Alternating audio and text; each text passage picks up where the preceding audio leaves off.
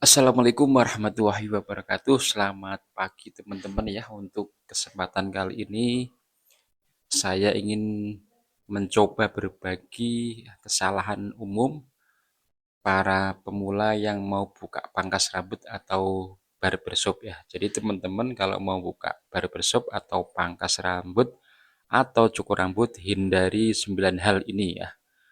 Yang pertama yaitu lokasi yang tidak strategis teman-teman, itu jelas karena itu sangat berpengaruh dengan perkembangan ya. Memilih lokasi yang tidak strategis dapat membuat barbershop Anda sulit ditemukan oleh pelanggan. Nah itu, padahal kita buka usaha tujuannya adalah biar pelanggan itu cepat tumbuh, cepat banyak ya. Jadi hindari tempat yang tidak strategis ya. Itu yang pertama. Yang kedua adalah kurangnya riset pasar ya. Jadi teman-teman harus survei dulu ya di area situ ya, kita mau buka cukur itu kelasnya yang premium atau menengah atau yang biasa ya. Karena kalau tempatnya itu kok masih jarang atau perkampungan ya, baiknya kita buka yang biasa-biasa saja ya, nggak usah terlalu premium yang taruhnya mahal. Biasanya itu lambat sekali untuk berkembangnya. Itu pentingnya kita meriset pasar wilayah yang akan kita buka pangkas atau barbershop itu teman-teman ya. Yang ketiga, kurangnya pengalaman dan keterampilan, jelas ya. Tapi namanya pemula ya, harus cari pengalaman dulu yang banyak ya. Tidak memiliki pengalaman dan keterampilan yang cukup dalam bidang barbershop dapat membuat Anda kesulitan dalam mengelola bisnis. Ya jelas, karena usaha bisnis itu nggak semudah membalikan telapak tangan ya. Jadi harus ada ide-ide setiap harinya bagaimana ya usaha itu bisa tumbuh dulu ya. Karena apalagi potong rambut itu kosnya sangat tinggi karena biasanya bertumbuh sekitar 3 bulan sampai 6 bulan bahkan setahun ya. Jadi itu perlu diperhatikan juga ya, pengalaman itu sangat penting ya.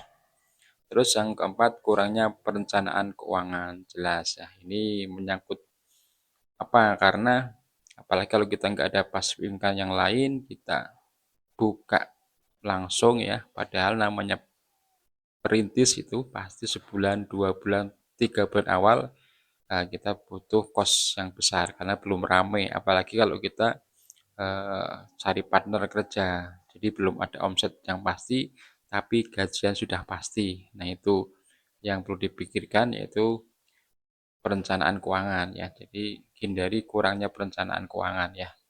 Kalau belum ada perencanaan jangan eksekusi dulu.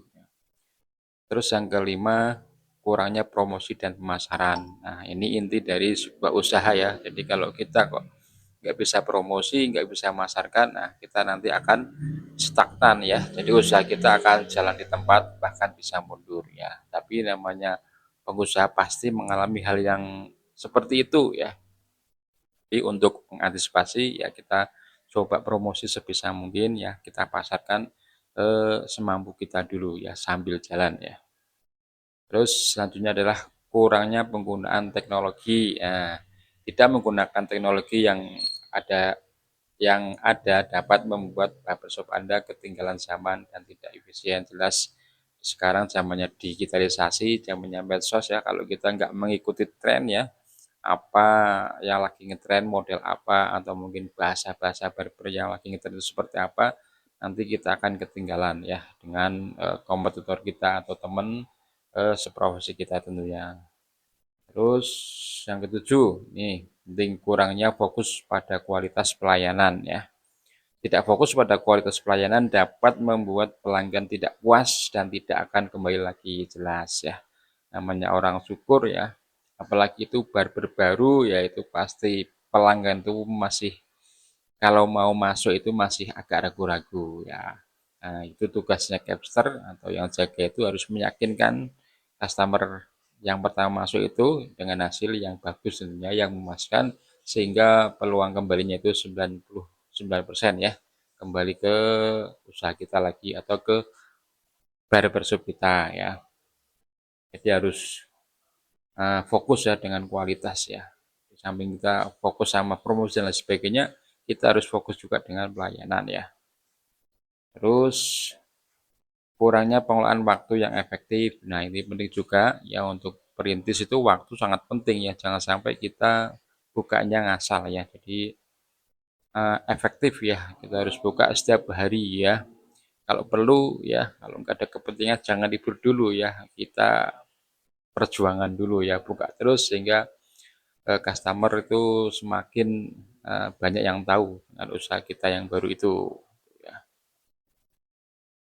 Terus yang paling penting adalah kurangnya evaluasi dan perbaikan ya. Kalau ini untuk yang sudah jalan agak lama mungkin ya, tetap kita perlu evaluasi dan perbaikan ya, sistem apa yang harus diganti dan lain sebagainya ya.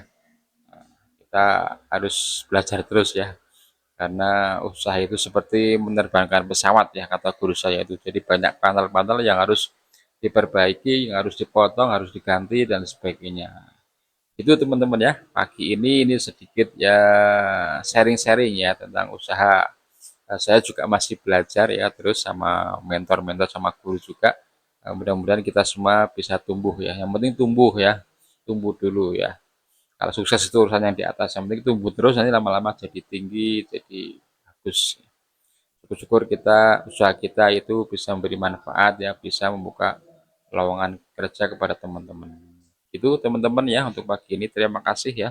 Semoga bermanfaat, lanjut terus ya.